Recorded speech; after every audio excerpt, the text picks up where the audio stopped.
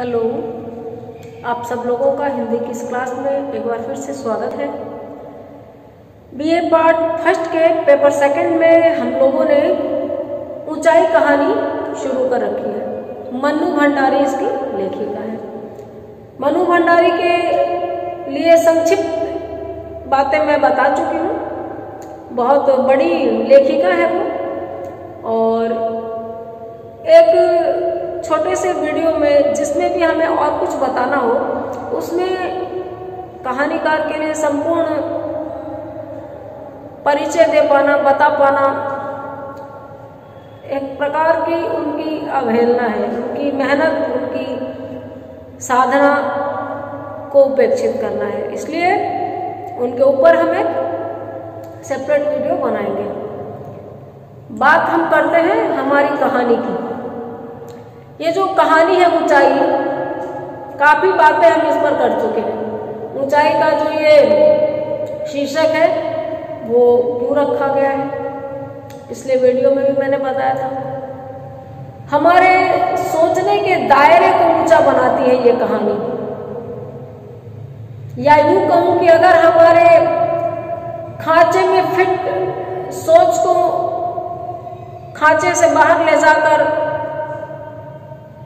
सोच को विस्तृत करती है ये कहानी, और अगर ऐसा हम करते हैं, हमारी सोच थोड़ी सी बढ़ पाती है, तो कहानीकार की सफलता इसमें। और राजगिरी के पहाड़ की चढ़ाई करने के बाद में दोनों पति पत्नी शिशिर और शिवानी अपने दाम्पत्य जीवन की उठापटक की चर्चा करते हैं, और एक अंजाम को ये कहानी पहुंचती है। तो अभिधा और लक्षणा दोनों ही अर्थों में ऊंचाई शीर्षक सार्थक है। शिवानी शिशिर के बुलाने पर उसके पास आई है, लेकिन ये पास आना नहीं है, ये बस मुखातिब होना है, रूबरू होना है। शारीरिक रूप से वो दोनों एक दूसरे को देख पा रहे हैं, इतना ही। मन से दोनों बहुत दूर हैं। शिवानी के लिए उस दूरी को सहन करना असह्य हो गया। उस बंद कमरे में जब उसको टिके रहना, लेटे रहना आसानी हो गया, उसकी घुटन और वेदना बहुत बढ़ गई, तो वो बाहर बगीचे में आ गई। ठंडी हवा है, नवंबर का महीना है। उस सर्द मौसम में वो ख्यालों के थपेड़ों को झेल रही है। सवाल दर सवाल जूझ रही है कि वो यहाँ क्यों आई, फिर क्या हुआ। अतुल को लेकर बहुत सारे ख्याल कि जब उसको पता चलेगा तो वो दुखी होगा, और फिर ये कि कहीं वो इस विपत्ति के निवारण के लिए खुद को प्रस्तुत न कर दे। एक ख्याल भर आया, क्योंकि कहानीकार ने जब इतना कुछ लिखा है तो वह यह भी लिख सकती थी कि अतुल से जुड़ने के ख्याल के साथ उसके अंदर एक रोमानी भाव आया, लेकिन ऐसा उन्होंने कहीं नहीं लिखा है। होता भी तो गलत नहीं होता, क्योंकि प्रेम कभी मरता नहीं है। जिम्मेदारियों में या घृणा के बोझ तले दब जाता है। कभी जिसको जी भर के चाहा हो, उससे जी भर के नफरत का एहसास तो हो सकता है, लेकिन मौका पड़े तो उस नफरत की परतों को हटाया जाए तो नीचे वो प्रेम रहता है। अतुल के लिए इसके मन में वही था कि इसके बंजर जीवन को हमेशा के लिए तो प्यार से नहीं सींच सकती। एक पल रुक करके इसको वो सुकून जो शरीर के माध्यम से इस तक पहुंचेगा। कई बार शब्द फाहे नहीं बनते, लबबाजी बन जाते हैं, तो वो सुकून देने के लिए उससे जुड़ी थी। अन्यथा शिशिर के साथ में वो सुखी ही नहीं, प्रेम भरा जीवन जी रही है। तो उस ख्याल को टिकने में टाइम नहीं लगा जो अतुल को लेकर आया था, क्योंकि ख्याल देखिए पंख वाले पक्षी की तरह होते हैं, कहीं भी आ सकते हैं। आप चाहें नहीं चाहें किसी के बारे में बहुत कुछ सोच सकते हैं। और अब एक ठंडी हवा का झोंका उसके शरीर को परस गया, स्पर्श कर गया और उसने शॉल ओढ़ी है। आंखों की तराइयां घनी हो उठी और पलकों की कगारों के बीच आंसू उमड़ उमड़ आने लगे। आंसू उसकी आंखों में बहुत आने लगे और वे क्षण, और अचानक उसकी आंखों में वो क्षण उभरा जब 11 साल बाद वह अतुल से फिर से मिली थी। पानी, चारों ओर पानी, उमड़ता घुमड़ता लहराता समुद्र। प्रीति रेत में खेल रहा था और वह बड़े अनमने भाव से समुद्र के वक्षस्थल पर उठती गिरती लहरों को देख रही थी। इसका बेटा है एक प्रीति, गर्मी की छुट्टियों में वो घर आया हुआ है, नहीं तो बाहर पढ़ता है। शिशिर के साथ में घूमने जाने का प्लान बना था, पति पत्नी और बच्चा, लेकिन ऐन वक्त पर शिशिर ने मना कर दिया अपनी व्यस्तता का हवाला देते हुए। तो ये बच्चे को लेके घुमाने आई है। समुंदर के किनारे रेत पर बच्चा खेल रहा है और समुंदर की छाती पर उठती गिरती लहरों को शिवानी अनमने भाव से देख रही है। अनमने भाव से इसलिए कि शिशिर उसके साथ नहीं है, उसको उसकी याद आ रही है। उसका मन बेहद उदास था।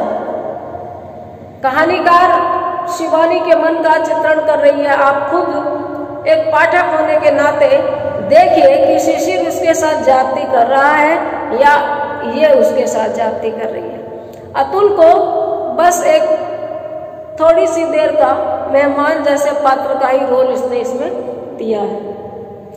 शिशिर हमेशा इसी तरह प्रोग्राम बिगाड़ता है। शिशिर की पहले भी आदत रही है गुस्से में सोच ले, प्रोग्राम बना लेगा और फिर खुद नहीं आकर एक प्रकार से बिगाड़ ही देता है। व्यर्थ ही वह अकेली चली आई, बेकार ही वो अकेली आई, उसको अकेले नहीं आना था।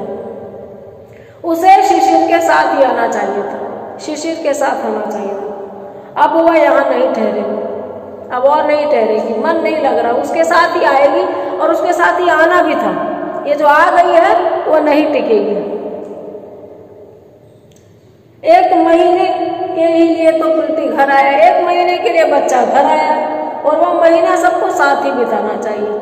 ये जो बच्चा घर आया 1 महीने के लिए, वो समय साथ में बिताना चाहिए सबको। 2 दिन में ही वह लौट जाएगी, सोच लेती है 2 दिन में लौट जाना। सांझ खूब गहरा आई, सांझ खूब हो गई, यानी एक पल आता है, दोपहर है, दोपहर के बाद में थोड़ा ऐसा धूप का जो उजास है वो कम हुआ है, थोड़ी थोड़ी अंधेरे की दस्तक आहट देने लगी है और उसके बाद अचानक से झप्प से सूरज बिल्कुल छुप जाता है, धूप का कहीं नामो निशान नहीं और अंधेरा गहरा हो जाता है। तो वैसी सांझ आ गई है। तट निर्जन हो गया। जो तट है समुद्र का, उस पर से सैलानी पर्यटक निकल गए और समुद्र का पानी अंधेरा घुल जाने से काला हो गया। तो प्रीति का हाथ पकड़कर वो लौट पड़ी थी। और पानी पारदर्शी होता है, पानी में जिसके रंग की छाया पड़े वैसा दिखता है, खासियत है पानी की। धूप पानी में पड़ती है तो खूब चमकता है। मैंने उदयपुर में जब फतेह सागर झील को तेज धूप में देखा, अमूमन मैं चांदनी रातों में देखना पसंद करती हूँ, लेकिन एक बार ऐसा वाकया हुआ कि मैंने धूप में उसको देखा तो मैं देखती रह गई। धूप की परछाई या छाया या प्रतिबिंब या चमक ऐसी बिखरी पड़ी थी झील के पानी पर, मानो बहुत सारे कांच को चूर करके उसके ऊपर छिड़क दिया हो। रंगोली में बुरकते हैं ना, वैसे कंजूसी से नहीं, खूब प्रचुर मात्रा में किसी ने कांच का मिरर दर्पण को तोड़ करके रखा हो। फोटो ली मैंने मोबाइल के कैमरे से, तो फोटो में भी वो चमक एकदम चकाचौंध करने वाली चमक आई है। और रात हो जाती है, चारों तरफ अंधेरा होता है, तो पानी भी काला दिखता है। उसने प्रीति का हाथ पकड़ा और निकल गई। अचानक अपना नाम सुनकर वह चौंकी और जब मुड़कर देखा तो सामने खड़े व्यक्ति को पहचानने में उसे 2 मिनट लग गए थे। चल रही थी बच्चे का हाथ पकड़कर, अचानक ही किसी ने पुकारा, शिवानी या शीनू, इन दोनों में से कोई नाम। लेकिन अपना नाम सुन के पलट के जब इसने देखा तो वो जो पुकारने वाला था उसको पहचानने में इसको 2 मिनट लग गए। इससे भी पता चलता कि वो बार बार उसका चिंतन नहीं कर रही थी, वो उसके ख्याल से एक बार को हटा हुआ था। 11 साल में दोनों थोड़े थोड़े बदल भी गए थे, उसको उसने देखा। पर जब पहचाना तो बेहद आश्चर्य में लिपटा स्वर निकला था, अरे अतुल, यहाँ कैसे? जब इसने इसको पहचाना तो एकदम से आश्चर्य में रह गई और बोलती, अरे अतुल, तुम यहाँ कैसे? मैं बड़ी देर से तुम्हें बैठा हुआ देख रहा था, पर पता नहीं क्या सोचकर पास नहीं आया। कहता, मैं बहुत देर से तुम्हें बैठा हुआ देख रहा था, लेकिन पता नहीं क्या सोचकर मैं तुम्हारे पास नहीं आया। जब तुम जाने लगी तो लगा अभी भी बात नहीं करूंगा तो फिर तुम्हारा पता पाना भी मुश्किल हो जाएगा। जब तुम जाने लगी तो मुझे लगा अगर अभी भी तुम्हारा पता मुझे नहीं मिला तो फिर तो बहुत देर हो जाएगी। यानी वो चली जाती और इसको संकोच में ही रह जाता, बाद में सोचता हो काश मैं उससे बात कर लेता, उसका एड्रेस ले लेता। अंधकार में तीनों साथ साथ चल रहे थे और उससे पूछता है, ठहरी कहाँ हो? अंधेरे में ये तीनों बढ़ गए और चलते चलते पूछता, कहाँ ठहरी हो? पूरी होटल में। और पुनः वो भी पूछती है कि तुम कहाँ ठहरे हो? अपना जवाब दे देती है कि वो पूरी होटल में ठहरी है और उससे पूछती है कि तुम कहाँ ठहरे? रामकृष्ण मिशन वालों का एक मठ है, उसी में रहने की व्यवस्था कर ली है। कहता है रामकृष्ण मिशन वालों का मठ है, उसमें अपने रहने की मैंने व्यवस्था की है और बच्चे को लेकर अकेली आई हूँ। ये सवाल वो पूछता है, बच्चे को लेकर, एक बच्चा इसके साथ है तो पूछता है हाँ, वो जवाब देती है हाँ।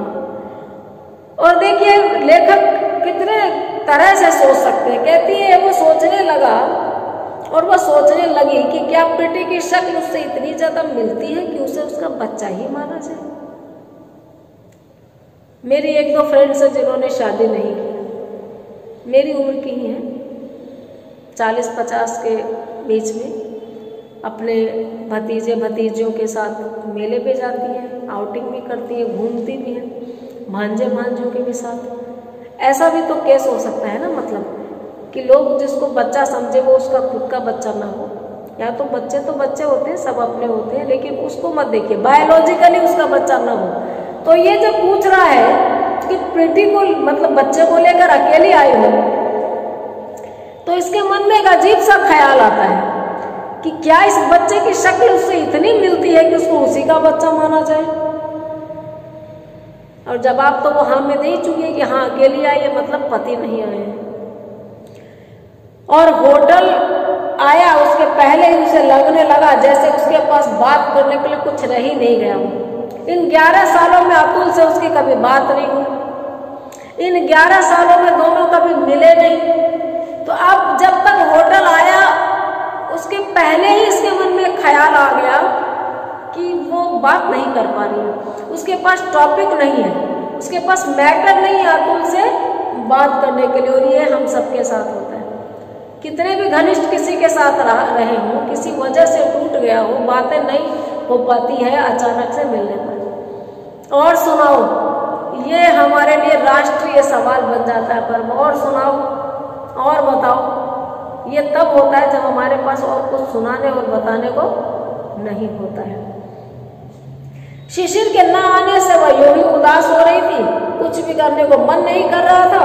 फिर 11 साल के अंतराल में अब वह सब कुछ भूल भी तो गई थी। एक तो वो पहले से अपसेट है कि उसका पति उसके साथ नहीं आया, शिशिर को वो बहुत मिस कर रही है। और जब आप किसी को मिस कर रहे हो और कोई और मिल जाए तो उस समय हम मैनेज नहीं कर पाते हैं, एडजस्ट नहीं कर पाते हैं। यहाँ पर भी आप पढ़िए कि कहानीकार ने कोई सफाई नहीं दी है। शिवानी के मन को आपके सामने रखा गया है कि इसके मन में कोई छल नहीं था। अतुल को लेकर 11 साल का वो सब भूल चुकी है। कहते हैं कि लिखा है कि एक तो वो शिशिर के नहीं आने से परेशान थी, फिर 11 साल में ये सब कुछ पिछली घटनाक्रम को भूल भी तो गई थी, समझ ही नहीं पा रही थी क्या बात करें। उसको एकदम आइडिया नहीं लग रहा था कि बात को क्या करे, कैसे करे। उसके दिमाग में कोई भी तो पुरानी बात नहीं उभर रही थी, कोई भी पुरानी बात उसके दिमाग में फ्रेम नहीं हो रही थी। कैसे जीते थे, कैसे मिलते थे, वो सब बातें नहीं आ रही। होटल आ गया तो एक क्षण को ठिठकी, होटल आ ही गया, गेट पे पहुंच गए तो एक बार तो ठिठकी, फिर बोली चलो कुछ देर बैठ कर जाना। एकदम औपचारिक, एकदम फॉर्मेलिटी में उसको कहती है कि कुछ देर बैठ कर जाना। पर स्वर की उदासी से स्पष्ट ही था कि वे केवल शब्द भर ही हैं, इनमें ठहरने का कोई आग्रह नहीं।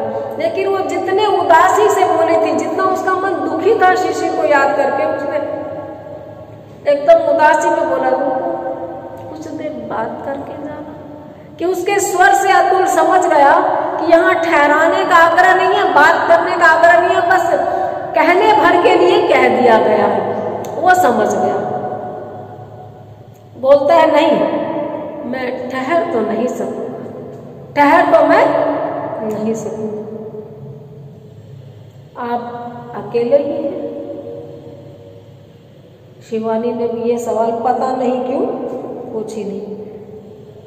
पता नहीं क्या जानने के लिए शिवानी ने पूछ लिया कि इसके पत्नी है या नहीं, पत्नी के साथ आया है या नहीं, किसी मित्र के साथ आया है, क्या जानना था उसको नहीं पता, लेकिन उसने पूछ लिया कि आप अकेले ही हैं। अतुल कहता है हाँ। तो कल सवेरे चाय पीने इधर ही आई और फिर उसे खुद ही बड़ा विचित्र लगा। अगर वो अकेला नहीं होता तो क्या वह उसे नहीं बुलाती। जब उसने बोला कि हाँ अकेला हूं तो कहती है ठीक है, फिर कल सुबह चाय पीने हमारी तरफ आइए। और ये बात बोलते उसको खुद को बड़ा अजीब लगा कि इसका क्या मतलब, अगर वो अकेला नहीं होता तो उसको इनवाइट नहीं करती, क्या वो अकेला इसलिए बुला रही है। लेकिन कई बार हम इतना सोचते नहीं है, मुंह से निकल जाता है, बात हम बोल चुके होते हैं। आप जरूर आइए, परसों शायद मैं वापस लौट जाऊं। फिर से बोलती है आप जरूर आइए, जरूर आना, परसों मैं शायद लौट जाऊंगी। इसने सोच लिया कि वो रुकेगी नहीं, लौट जाएगी, तो कहती है परसों मैं लौट सकती हूँ, आप आइए। अच्छा आऊँगा, ऐसा अतुल कहता है कि अच्छा आऊँगा। दूसरे दिन जब अतुल आया तो पहले दिन की उदासी और औपचारिकता समाप्त हो चुकी थी। बहुत सालों बाद में बहुत प्रिय पात्र से अचानक मिलते हैं तो कुछ भी रिकॉल नहीं होता, कुछ भी याद नहीं आता। हाँ, एक प्रकार की दूरी जरूर महसूस होती है, लेकिन जब दोबारा मुलाकात हो तो हम सहज हो जाते हैं। जैसे अपरिचित लोगों से भी दोस्ती होने में वक्त लगता है, तो उसको फिर से चलो एक बार फिर से अजनबी बन जाए हम दोनों की तर्ज पर नए सिरे से बातचीत हो सकती है। तो पहले दिन दोनों ही उदास थे, चुप थे।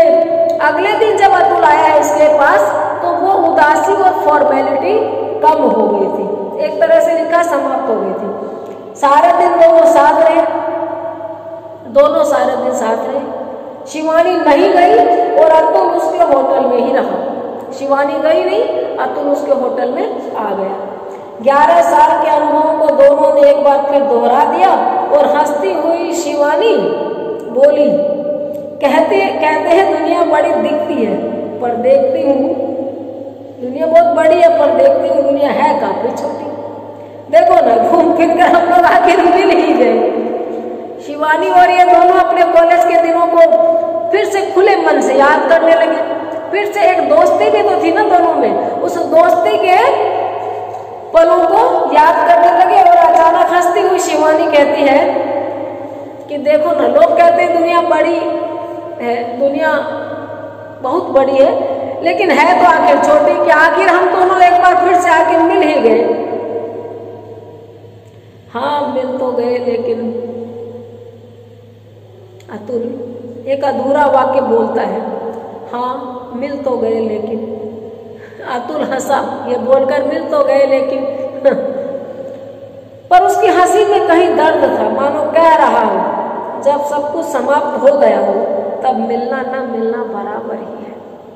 मिल तो गए दोनों, लेकिन अतुल को लगा ऐसा अतुल की हंसी से अतुल जी चुपचाप ये बात बोल के जिस तरह हंसा, उससे लगा कि हाँ मिल तो गए, लेकिन जब सब कुछ खत्म हो गया तो मिलना क्या और नहीं मिलना क्या।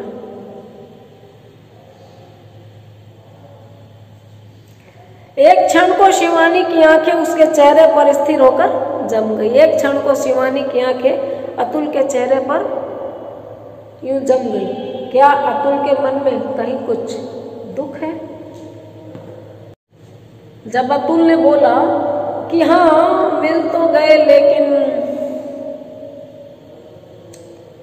और एकदम उसकी हंसी में एक दर्द सा था, तो शिवानी ने उसके चेहरे को गौर से देखा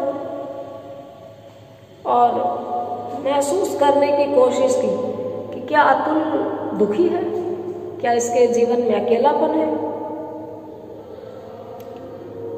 सुनो, अब तुम मेरे साथ कलकत्ता चलो, शिशिर तुमसे मिलकर बहुत प्रसन्न होंगे। नाम से तो वे तुम्हें जानते ही हैं, शादी के बाद ही मैंने उन्हें सभी कुछ बता दिया था। बोलो चलोगे? अचानक शिवानी उसको एक निमंत्रण देती है अपने घर चलने का, कहती है मेरे साथ कलकत्ता चलो, शिशिर तुमसे मिलकर बहुत प्रसन्न होंगे। अपने पति शिशिर के लिए कहती है कि वो उससे मिलकर बहुत खुश होंगे। नाम से तो वो जानते ही हैं, बता दिया था। शादी के अगले ही दिन तुरंत बाद उसने सब बातें बता दी थी कि ऐसे अतुल से वो प्यार करती थी, वो दोनों शादी करने वाले थे लेकिन की नहीं, ये सारी बातें बता दी थी। और अब जब मैं तुम्हें उससे मिलवाऊंगी तो बहुत खुश होंगे। बोलो चलोगे? नहीं, कलकत्ता जाकर क्या करूंगा? तुम्हारे शिशिर बाबू को खुश करने के लिए वहां तक चलूं, इसमें कोई दुख हुई भला? बड़ा तार्किक जवाब वो देता है, नुकीला जवाब देता है। तो वो कहती है ना कि वो तुमसे मिलकर खुश होंगे, चलो कलकत्ता। तो कहता है कि कलकत्ता चल के क्या करूंगा? तुम्हारे शिशिर बाबू को खुश करने के लिए। ये भी एक तंज होता है कि आपके पति को खुश करने के लिए मैं वहां तक चलूं, इसमें भला कोई तुक वाली बात नहीं है। प्रीति के बाल बनाते बनाते ही शिवानी ने कहा, शिशिर के प्रति तुम्हारी इस अरुचि का कारण जान सकती हूँ? अपने बेटे शिशिर में प्रीति के बाल बना रही है। कई बार होता है ना, हम सब्जी काटते करते बात कर रहे हैं, काम हाथ से कर रहे हैं, बात मुंह से कर रहे हैं, तो बाल बनाते बनाते पूछती है, क्योंकि जिस टोन में इसने कहा था कि आपके पति को खुश करने के लिए उतनी दूर जाऊं, ये तो कोई तुक वाली बात नहीं। तो पूछती है कि शिशिर के प्रति तुम्हारी इस अरुचि का कारण, शिशिर को तुम नापसंद करते, इसका कारण क्या है? जिस व्यक्ति को मैं जानता ही नहीं, उसमें रुचि अरुचि का प्रश्न कहां से उठता है भला? कहता है जो व्यक्ति मेरे लिए अपरिचित है उसके लिए रुचि क्या और अरुचि क्या कोई प्रश्न ही नहीं उठता। ईर्ष्या तो नहीं है? बड़ा चुपता हुआ सवाल कर दिया। एक हाथ में कंघा और दूसरे में प्रीति की ठोड़ी को पकड़े हुए उसने अतुल के मन में बैठने का प्रयत्न करते हुए पूछा। बच्चे के बाल बनाते हैं तो बच्चा हिलता है, तो एक हाथ से उसकी ठोड़ी पकड़ के फिर बाल बनाते हैं, तो बच्चे की ठोड़ी पकड़ रखी है एक हाथ से, एक हाथ में कंघा, और ऐसा सवाल करती है, उसको गौर से देखती जैसे अतुल के अंदर झांकने की पूरी कोशिश कर रही हो कि कहीं ईर्ष्या तो नहीं है उसके लिए। ऐसे घूर घूर कर क्या देख रही हो भी तो कोई अस्वाभाविक तो नहीं है। बड़ा ईमानदार जवाब ये देता है। कहता है कि अगर एक तो तुम इतना घूर के मुझे क्यों देख रही हो, और दूसरा उसके लिए मेरे मन में ईर्ष्या हो भी तो अस्वाभाविक तो नहीं है। जिसको कभी चाहा हो वो किसी और की पत्नी है, किसी और के बच्चे की माँ है और एक सुखी जीवन जी रही है, और आप वहीं खड़े हो, तो इंसान होने के नाते देखिए ईर्ष्या होना स्वाभाविक नहीं है। ईर्ष्या को गलत रूप दे देना, हिंसक रूप दे देना गलत है। ईर्ष्या तो मन में आ जाती है, पजेसिवनेस भी आ जाता है, अधिकार भावना भी आती है, लेकिन वो नुकसान नहीं पहुंचाए वहां तक ठीक है। नुकसान पहुंचाने की बात आ जाए तो वो गलत है। तो कहता है अस्वाभाविक भी तो नहीं है। अतुल की हंसी कितनी बदल गई है, और शिवानी के सामने 11 साल पहले के अतुल के हंसते हुए अनेक चेहरे उभर आए। जिस तंज के साथ ये हंसा था वो बिल्कुल खोखली हंसी, कठोर हंसी, बदली हुई हंसी, शिवानी देख रही कि कितना बदल गया इसकी हंसी। वो हंसी नहीं है, उन्मुक्त हंसी नहीं है, ये बंधी हुई हंसी है, कुंठित हंसी है कि अगर ईर्ष्या करूं भी तो क्या है, अस्वाभाविक थोड़ी है, कर सकता हूँ। और तब उसको अचानक अतुल के हंसते हुए वो चेहरे याद आए जो 11 साल पहले वो दोनों साथ होते थे तो इसने देखे थे। एकदम उन्मुक्त हंसी, खुली हुई, अब कुंठित हंसी। जो व्यक्ति स्वेच्छा से अपनी पत्नी को छोड़कर 2 साल तक उसकी कोई खबर भी नहीं ले, उसे ईर्ष्या या शिकायत करने का कोई अधिकार तो नहीं है। बिना किसी शिवानी की जिद के इसने उससे संपर्क तोड़ा था, अपनी प्रायोरिटीज तय की थी। तो शिवानी कहती है कि जो व्यक्ति स्वेच्छा से अपनी वस्तु को छोड़कर 2 साल तक उसकी कोई खबर भी नहीं ले, उसे ईर्ष्या या शिकायत करने का कोई अधिकार तो नहीं है। बात में तुक भी है, तर्क। 2 साल तक कोई खबर नहीं ली और अपनी इच्छा से छोड़ा था कि तुम्हारे और मेरे रास्ते अलग हैं, तो ईर्ष्या करने का या शिकायत करने का अधिकार तो अतुल का है ही नहीं। ये उसने बोला। अतुल का जवाब सुनिए, शिकायत तो मैंने नहीं की, शिकायत तो मैंने नहीं की। अधिकार अनधिकार की अपनी सीमाएं भी जानता हूं शिवू, तुम्हें बतानी ना होगी। कहता एक तो मुझे शिकायत नहीं है, दूसरा मेरे अधिकार और अनधिकार की सीमाएं मैं खुद जानता हूं। कितना हक है, क्या नाहक है, ये बताना नहीं पड़ेगा, इतना तो मैं जानता हूं। अतुल कलकत्ता नहीं गया इसके कहने के बावजूद, पर जब शिवानी कलकत्ता के लिए रवाना हुई तो उसने वायदा किया कि जुलाई में जब वह प्रीति को इसके स्कूल छोड़ने के लिए जाएगी तो 1 दिन के लिए अवश्य इलाहाबाद रुकेगी। वो नहीं गया, लेकिन वो प्रीति को लेकर के अपने घर जब आई तो उसको वापस हॉस्टल छोड़ने भी जाना था, तो बोली जब वो स्कूल छोड़ने प्रीति को जाएगी तो 1 दिन के लिए इलाहाबाद रुकेगी जहां वो रहता है। ट्रेन चल पड़ी तो शिवानी इस आकस्मिक मुलाकात के संयोग पर ही सोच रही थी। ट्रेन चलने लगी और शिवानी सोच रही क्या ही वक्त है, क्या ही दुनिया है, क्या ही जिंदगी है। जिससे 11 साल पहले बिछुड़े थे उससे फिर अचानक इतने लंबे अंतराल के बाद कैसे के संयोग के तहत मुलाकात हुई।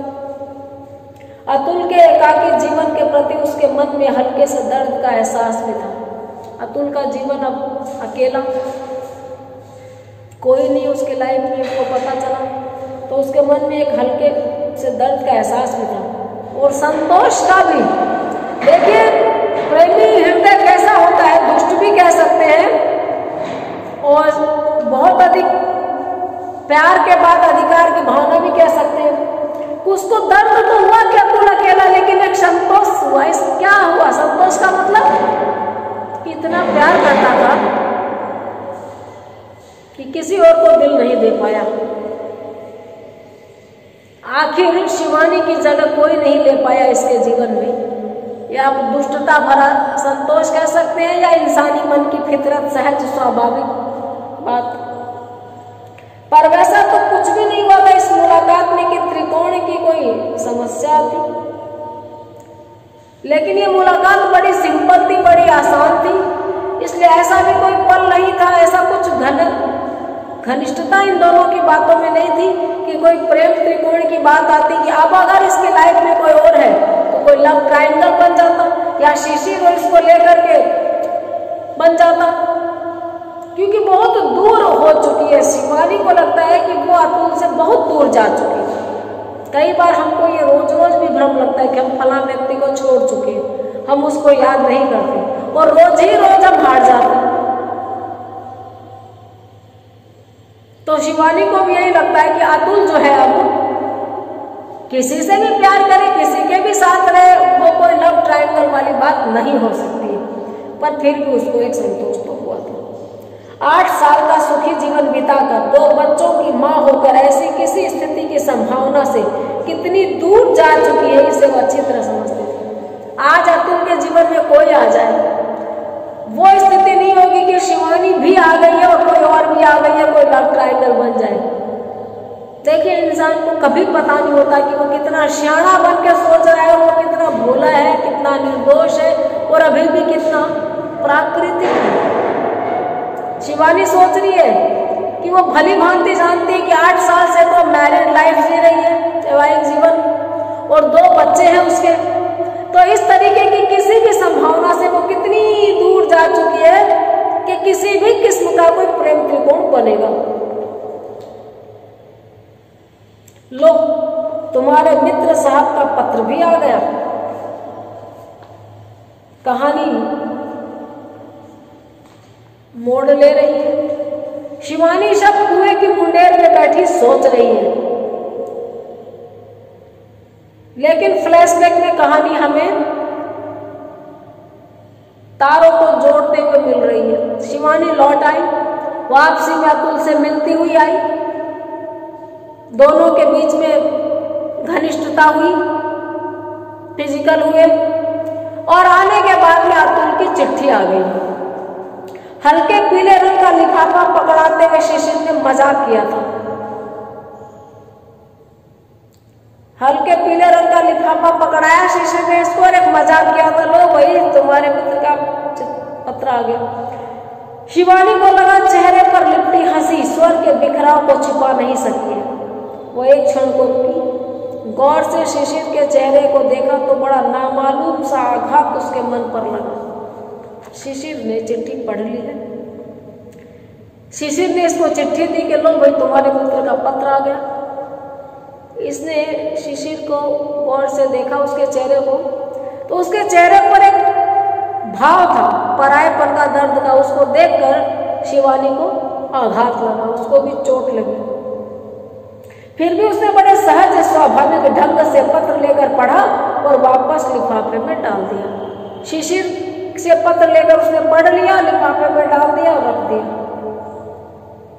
पति के मन में उठी हल्के से संशय की कोर को मिटाने के लिए उसने एक बार भी यह नहीं कहा, लो पढ़कर देख लो क्या लिखा है। शायद ऐसा हुआ है कि पत्र उसने पढ़ा नहीं है, लेकिन पत्र को कहीं और से आया देखकर आप फॉर्मेलिटी में पढ़ने के लिए बढ़ाओ नहीं कि लो आप भी पढ़ लो, तो एक परायेपन का भाव तो लगता है। आप किसी के साथ रह रहे हैं पति पत्नी की हैसियत से, और किसी का बंद पत्र आपको मिलता है और आप पढ़ करके अलमारी में रख देते हैं, शेयर नहीं करते उसकी बात, तो एक खटका तो होता है। तो चिट्ठी मिली है, लेकिन इसने एक बार भी नहीं कहा लो पढ़कर देखो क्या लिखा है। संदेह उठे ही क्यों, और यदि अकारण ही संदेह उठता है तो फिर ऐसे शंकालु व्यक्ति को थोड़ा सा कष्ट सहना भी चाहिए। पढ़ी लिखी है, अपने अधिकारों और कर्तव्यों को जानती है, सबसे बड़ी बात चेतना युक्त है, अपने स्व को समझती है, अपने पर्सनल स्पेस को समझती है। इसलिए सोचती है कि एक तो संदेह क्यों करेगा, हर आदमी का किसी और के अलावा भी कोई और रिश्ता हो सकता है, और अगर अकारण ही इसको डाउट हो रहा है तो फिर ऐसे व्यक्ति को, जिसको जो शंका करने का आदि हो, जो शक्ति हो, उसको थोड़ा सा कष्ट देना भी चाहिए कि वो बैठ के कल्पना करे कि क्या हुआ। पर उस दिन जो संदेह का बीज उगा, उसने शिवानी से कहीं कुछ गलत करवा ही लिया। लेकिन एक जो संदेह का बीज उस दिन उग गया, उसने शिवानी से गलत करवा लिया। फिर भी जरा से ठंडे दिमाग से सोचो तो सारी बात कितनी तुच्छ है। गलत तो शिशिर की नजरों में हो गया, अगर ठंडे दिमाग से बैठ के सोचो तो भाई चिट्ठी नहीं पढ़ने दी तो क्या हो गया, और किसी से मिल लिए तो क्या हो गया। हालांकि देखिए, हम जिस परिवेश में रहते हैं, जहां हम रहते हैं, वहां ये बातें बहुत नगण्य नहीं है, बहुत गंदी बातें, बहुत बेकार बातें हैं। आप समर्पित नहीं है, आपका समर्पण कमजोर है। आप एक व्यक्ति के सामने कोरी स्लेट की तरह रहिए, वही लिखे और वही पढ़े, बिल्कुल शिशु की समान नंगे। आपकी एक एक उठती गिरती रगों का उसको पता हो, लेकिन आप जानते हैं स्वतंत्रता सबका अधिकार है, प्राइवेसी मूल अधिकार है। हालांकि प्राइवेसी इज अ मिथ। इस समय जब हम रह रहे हैं, हर जगह हमारे डॉक्यूमेंट्स लगते हैं। Facebook, Insta, Google, shopping sites के आने के बाद में ये एक प्रकार का भ्रम है कि हमारी कोई प्राइवेसी है, हमारा सब कुछ उजागर है, खुले में है। लेकिन फिर भी हम अपनी मौलिकता और अपनी प्राइवेसी बचाने का मन रखते हैं, अधिकार रखते हैं। तो शिवानी को भी लगता है कि मेरी एक अपनी प्राइवेसी है। सब कुछ तो शुरू से बताया है, लेकिन कभी इसने आक्षेप नहीं लगाया शिशिर पर कि वो बताए, कभी शक नहीं किया, एक खुले मन से सब बातें स्वीकार की। तो इसका हक भी बनता है कि जिस खुले मन से इसने शिशिर के अब तक के हर संबंध को स्वीकार किया, कभी छोटी बात नहीं की, तो शिशिर को भी इसके व्यक्तिगत जीवन के बारे में नहीं पूछना चाहिए। चाहे आप पति पत्नी है, चाहे आप गर्लफ्रेंड बॉयफ्रेंड है, चाहे आप माँ और बेटे हैं, बाप और बेटी हैं, व्यक्तिगत संबंध, प्राइवेसी हर रिश्ते के बीच में होती है और उसकी कद्र किया जाना चाहिए। यहाँ पर शिशिर वो कद्र नहीं कर पा रहा, उसके मन में शंका का बीज जग गया, तो एक गड़बड़ उसे हो गई। जरा से ठंडे दिमाग से वो सोचे तो कितनी बातें। और फिर शिशिर के लिए, जिसने नैतिकता, प्रेम, विवाह, सेक्स सबको नापने के लिए अपने अलग अलग गज बना रखे थे, एक ही बार नापने का मौका आया तो गज छोटा पड़ गया। शिशिर ने प्रेम भी किया, सेक्स भी किए, अफेयर भी किए और सबकी बातें जब बड़े ऊंची गर्दन करके शिवानी से शेयर किए तो इसका गज अलग था नापने का कि क्या है, तो ये सब तो चलता है, तब तुम थोड़ी थी मेरी लाइफ में, और वो भी तो क्या है, तब गज अलग था। और सिर्फ एक सिंगल टाइम, सिर्फ एक बार नापने का मौका आया अपनी पत्नी के लिए, एक औरत के लिए, तो उसका गज छोटा पड़ गया। इसने तो कभी मुंह नहीं बनाया, इसने तो कभी छोड़ के जाने की नहीं कही कि तुम दूसरे लोगों के साथ ये कुछ करते हो तो मैं छोड़ के जा रही हूँ, क्योंकि साफ साफ लिखा है कि प्रेम, विवाह, सेक्स सबको नापने के लिए उसने अलग अलग गज बना रखे थे कि सब उसको बड़ी नजर से देखे, सब उसको खुली नजर से देखे। लेकिन जिंदगी में एक ही बार दूसरे के लिए मौका आया तो उसकी नजर खुली नहीं रह सकी, उसका गज, उसका मीटर, चरित्र को नापने का पैमाना छोटा पड़ गया।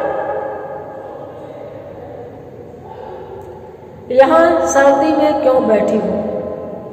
शिवानी चौंक उठी। शिवानी कुएं की मुंडेर पे बैठी है, सारी बातें सोच रही है। अचानक एक आवाज उसके कानों में आई, यहां क्यों बैठी? चौकी सुनकर है। ओस की उजली आभा चारों ओर फैल चुकी थी, उसे पता ही नहीं लगा।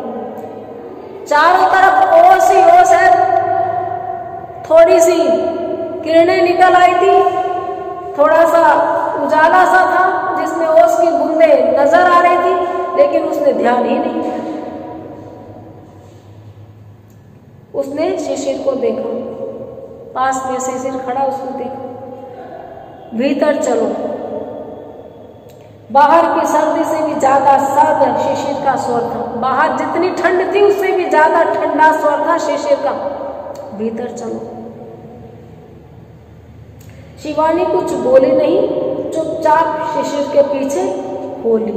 शिवानी ने कोई प्रत्युत्तर नहीं किया, कोई बात नहीं की, कुछ नहीं कहा और शिशिर के पीछे चली गई। बिना नहाए ही नाश्ता करके चलते हैं, पहले पहाड़ चढ़ेंगे, फिर उतर कर वहीं गर्म पानी से सोतों में नहाकर लौट आएंगे। अंदर जाने के बाद उसने एक अपना प्रोग्राम बताया है कि हम लोग बिना नहाए ही अभी नाश्ता करके चलते हैं। हम लोग पहले पहाड़ चढ़ेंगे, उसके बाद वहां पर गर्म पानी के सोते हैं, चश्मे हैं, झरने हैं, उन झरनों में हम लोग नहाएंगे और लौट आएंगे। वहां नहाएंगे, यहाँ से नाश्ता करके चलते हैं। दोनों हिल स्टेशन पे आए हैं, पहाड़ पे जाने की तैयारी है। जब चले तो बड़ी सुहानी धूप बिखरी पड़ी थी और चारों तरफ का सभी कुछ एक अजीब निखार के साथ चमक रहा था। पहाड़ों की एक खासियत होती है, बर्फ पड़ती है तो खूब पड़ती है, और फिर जब धूप निकलती है तो उस धूप में वो बर्फ तो बहुत चमकती ही है।